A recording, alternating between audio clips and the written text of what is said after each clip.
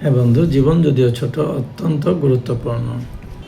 গরিব থাকার কোনো গৌরব নেই।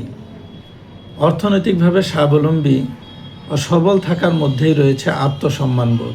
কারণ আর্থিক দুর্বলতা শুধু আমাদের স্বপ্নকেই নষ্ট করে দেয় না, আমাদের আত্মসম্মানকেও, আমাদের আত্মমর্যাদাকেও নষ্ট করে দেয়।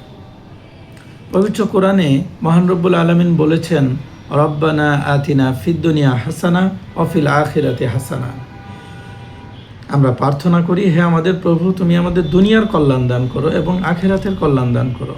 অর্থাৎ স্রষ্টা আমাদেরকে শিখিয়ে দিয়েছেন যে দুনিয়ায় তোমার কল্যাণ প্রয়োজন আছে, তোমাকে স্বাবলম্বী হতে হবে এবং আখিরাতের কল্যাণের জন্যও তোমাকে কাজ করতে হবে।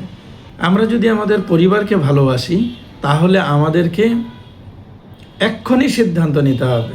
আমরা যারা চাকরি করছি, আমরা যারা ব্যবসা করছি, তার মাধ্যমে যদি আমরা স্বাবলম্বী না হতে পারি, তাহলে অবশ্যই তার পাশাপাশি আমাদেরকে আরেকটি পণ্য নিয়ে হলেও আমাদেরকে পাশাপাশি একটি বিজনেস করা উচিত বা করতে হবে।